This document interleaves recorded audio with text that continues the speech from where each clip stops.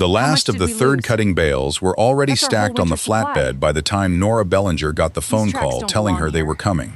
She stood at the edge of her hayfield, watching a truck she didn't own back down her lane, a hired driver loading round bales her own baler had wrapped 9 days earlier.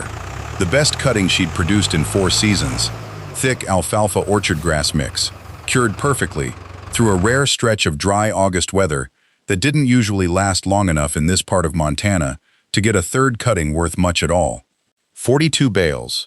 At the price she'd already lined up with a buyer 2 counties over, that hay would have covered nearly a third of her winter feed budget, with enough left to put toward the loan on her hay equipment. Her landowner, a man named Russell Ketterman who owned the 210 acres she leased, had a different opinion about who that hay belonged to. By the time Nora reached the truck, there was nothing left to argue that would change what was already loaded.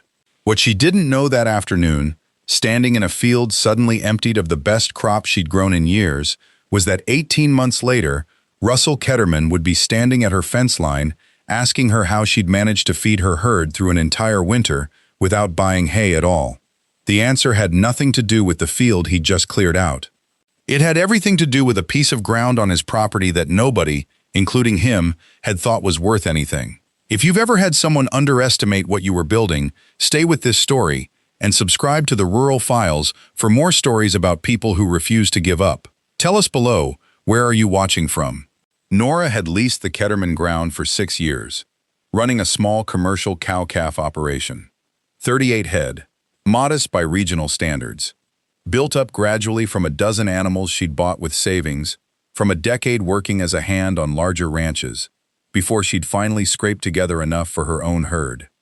The lease agreement, drawn up by Russell's father before he passed and handed down with the property, was vague in exactly the way older handshake-adjacent leases tend to be.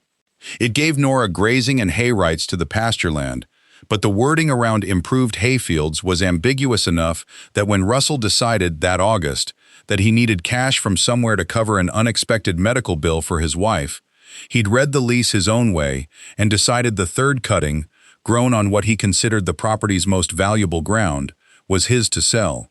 He wasn't wrong to feel entitled to some claim on it. He wasn't right, either, in the way Nora understood the arrangement. It was the kind of dispute that could have gone to a lawyer, cost both of them more than the hay was worth, and poisoned a lease relationship neither of them could easily walk away from.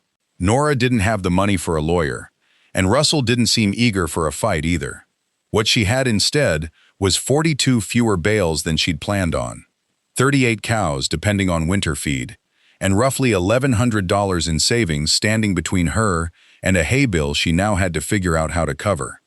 Nora was 36, and she'd learned ranching the hard way, not from family land handed down clean, but from a decade of day work on other people's outfits before she'd built enough credit and confidence to lease ground of her own. She wasn't naturally trusting of easy answers, and she'd developed over those years an instinct for watching what animals actually did, rather than what people assumed they'd do. It was, if she was honest, the only real advantage she had. She wasn't wealthy. She didn't have family nearby to lean on. Her equipment was older, her operating margin thin enough that a single bad season could put the whole thing at risk. What she did have was patience and a habit, sharpened by years of watching herds on unfamiliar ground, of noticing what animals were telling her before she trusted what a fence line or a faded, not usable reputation told her instead. That evening, sitting at her kitchen table with a legal pad and a coffee going cold, Nora ran the numbers more times than she needed to before they stopped changing. Purchased hay, at current regional prices, would cost her somewhere close to $4,000 to replace what she'd lost. Money she didn't have sitting in an account. Money that would have to come out of an operating loan already carrying interest she resented paying. It wasn't just about the money leaving the farm. It was what the money represented, a full season of careful cutting, curing, and baling, undone in a single afternoon by a decision she'd had no say in. She thought, briefly, about calling a lawyer anyway. She thought about it longer than she'd admit to anyone. But in the end, she closed the legal pad and told herself the same thing she'd told herself through every hard season since she'd started this operation. The fight that mattered wasn't the one over what had already happened. it was figuring out what she could still control. The discovery happened almost by accident, 3 weeks later, while she was checking a stretch of boundary fence on the far southeast corner of the Ketterman property, ground she rarely had reason to visit, since her herd had never grazed there and the lease paperwork listed it only vaguely as additional acreage, condition unknown.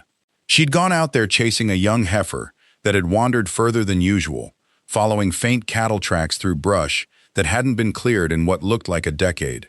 What she found, past a stand of overgrown chokecherry and a rusted, half-collapsed gate, was nearly 40 acres of pasture that clearly hadn't been grazed in a very long time. Tall, overgrown native grass gone to seed. An old wooden water trough sitting dry and cracked near a spring that still, as far as she could tell from a distance, appeared to be running. The fencing was in rough shape, sagging in places, a few posts rotted through entirely, but the ground itself, once she pushed through the brush at the edges, opened into rolling pasture that looked, to her eye, considerably better than a lot of what she was already grazing closer to the barn. She stood there for a long moment, working out why 40 usable acres would simply sit here, unused, for however many years it had clearly been. She asked Russell about it that weekend, more out of curiosity than any immediate plan. "That ground's no good," he told her, not unkindly, just certain. "My dad quit running cattle back there years before he passed. Something about the water not holding up." A neighboring rancher, when she mentioned it at the feed store the following week, offered a different explanation entirely. "I always heard there was some kind of problem with the fencing back there. Never worth the money to fix it for that little acreage." A third person, an older hand who'd worked seasonally on several ranches in the area over the decades, just shrugged when she brought it up. "Nobody's run stock back there in my memory. Don't know that anybody remembers exactly why." 3 answers, none of them quite matching. Enough uncertainty that Nora, needing pasture more than she needed a clean explanation, decided the only way to actually know anything was to go look for herself. She spent the better part of 2 weekends walking the 40 acres in sections, the way she'd once been taught to evaluate unfamiliar range before turning cattle loose on it. The fencing needed real work, but it wasn't beyond repair. Old wire, rotted posts in places, but the general layout was intact enough to follow. The spring, when she hiked up to it, was running slower than it probably once had, likely from years without any maintenance on the small collection box that fed the trough below, but there was clearly still water moving through it. The forage itself, once she got past the overgrown edges, was a mix of native grasses that looked underused rather than damaged. Tall, seeded out, exactly what unused pasture tends to look like after years without a single grazing pass to keep it in check. She called the county extension office that week and got connected with a range specialist named Del Aldis, a soft-spoken man who agreed to walk the ground with her the following Tuesday. Del didn't hand her easy answers either. He walked the fence line slowly, checked soil in a few spots, looked at the spring's flow, and pulled a few plant samples to examine more closely. "Ground's not bad," he told her eventually. "Whatever kept people off it, it wasn't the forage. My guess, and it's only a guess without more history, is that water access probably failed at some point, and once that happened, nobody bothered fixing it for 40 acres, nobody was desperate for."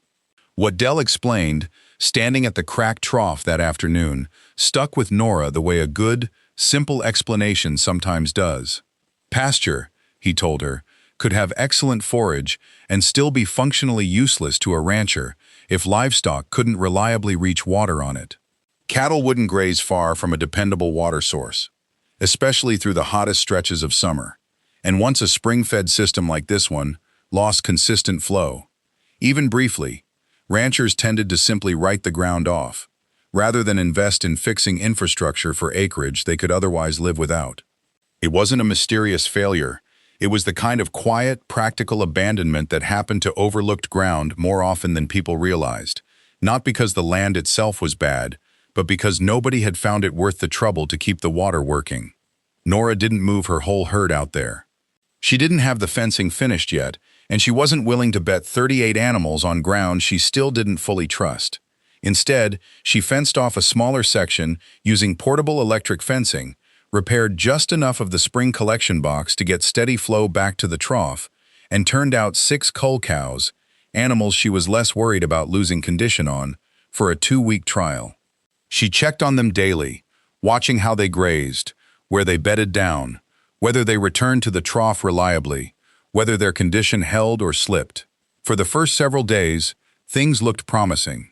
The cows grazed steadily, water flow held, and the forage in the fence section showed the kind of even use she wanted to see. Then, on day 9, she found 2 of the 6 standing at the fence line nearest the old chokecherry thicket, refusing to move back toward the better grass further in. It took her another day of close observation to understand why. A section of the pasture near the thicket held a patch of chokecherry regrowth thick enough that a few animals had apparently browsed on it before she'd fenced the area. And while cattle could tolerate small amounts of wilted chokecherry leaves without issue, she'd read enough to know it wasn't worth the risk of any animal getting into a larger, stressed patch of it, particularly after a dry stretch that could concentrate the plant's naturally occurring toxins. She hadn't caught it during her walkthroughs because the thicket sat at the pasture's edge, easy to overlook if you weren't specifically checking for it. It wasn't a disaster. No animals showed symptoms, and she pulled the small trial herd off that section immediately, fencing the thicket out entirely for the rest of the test. But it was a real mistake, the kind that could have cost her an animal if she hadn't been checking daily. That night, sitting at her kitchen table again, Nora found herself running the same tired calculations from 6 weeks earlier. Feed costs, remaining cash, the loan payment due at the end of the month. She'd spent real money already on fencing supplies and spring repairs for this pasture, money that had come out of the same thin margin the missing hay had already strained.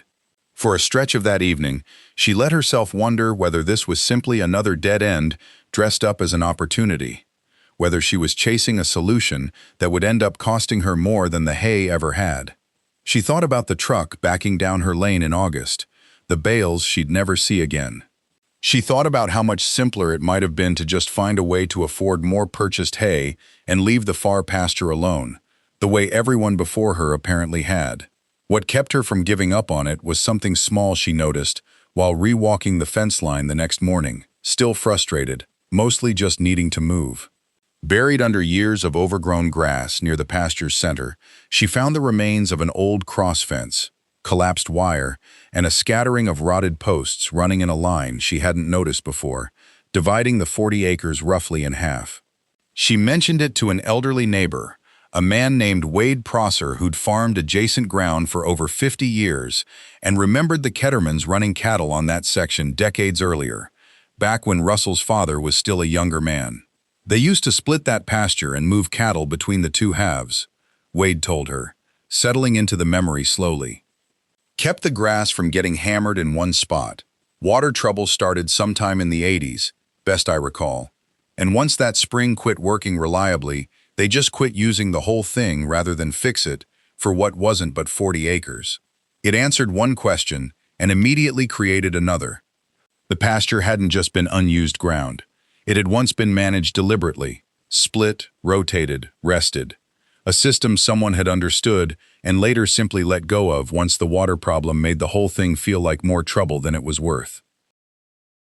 Nora spent the following month rebuilding what she could of that old cross fence, splitting the 40 acres into 2 rough paddocks, the way Wade had described, and finishing the water repairs properly this time, running a buried line from the spring collection box to a second, smaller trough she installed in the paddock, further from the original water source.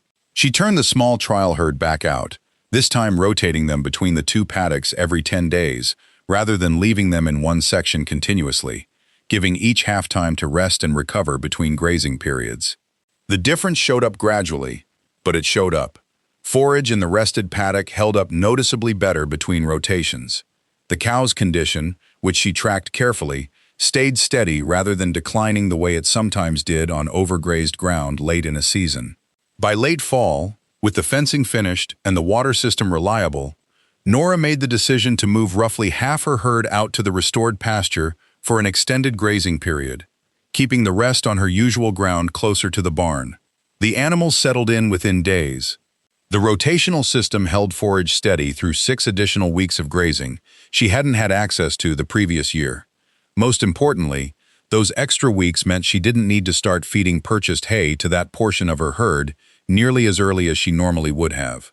It wasn't the full financial answer to what she'd lost in August, but it was real, measurable progress, real weeks of grazing that would have otherwise come straight out of her hay budget, converted instead into pasture she'd built back from nothing but overgrown brush and a broken water line.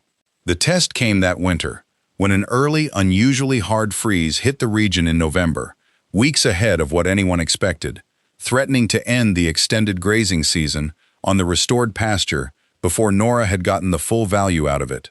The ground froze hard enough that she worried, for a few tense days, whether the spring-fed water system would hold up through sustained cold it hadn't been tested against. She insulated the exposed section of pipe she could reach and ran a small stock tank heater on the trough, adapting equipment she already owned, rather than buying anything new she couldn't afford. It held. The water kept running through the worst of the freeze, and while the extreme cold shortened her extended grazing window earlier than she'd hoped, she still came out of that fall having stretched her hay budget further than any previous year on this operation. By the following spring, sitting down with her full winter feed records for the first time, Nora saw the actual numbers clearly. The restored pasture had covered roughly 6 additional weeks of grazing for half her herd, weeks that would have otherwise cost her an estimated $1,800 in purchased hay, based on the same regional pricing that had made her August loss sting so badly. It wasn't the full $4,000 she'd lost that August. But combined with lower vet costs from better-conditioned cattle coming out of winter, and the fact that she hadn't needed to touch her operating loan at all that season, the restored pasture had done something the original hay never could have. It had become a permanent, repeatable resource, working for her every single year going forward, rather than a single crop that could simply be taken away again. Russell Ketterman noticed before Nora ever brought it up herself. He stopped by that spring, ostensibly to check on some fencing near the county road, and found himself standing at the edge of the restored southeast pasture instead, looking at cattle grazing ground he hadn't thought about in years. "You get that water working back there?" he asked, genuinely curious rather than defensive. "Had to," Nora told him. "Needed the grazing." He walked the fence line with her for a while, asking practical questions. How many head the pasture could support, how the rotation worked, whether the spring's flow was reliable through the driest part of summer. He didn't apologize outright for the hay, and Nora hadn't expected him to. But standing there, watching cattle graze land he genuinely believed was worthless, he asked the question that mattered more than any apology would have.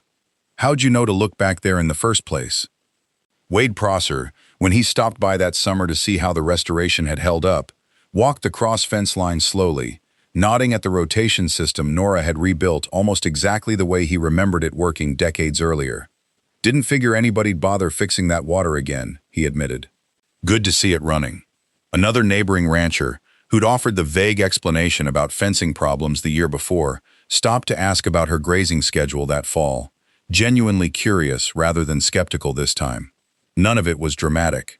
Nobody threw a celebration over 40 acres of restored pasture.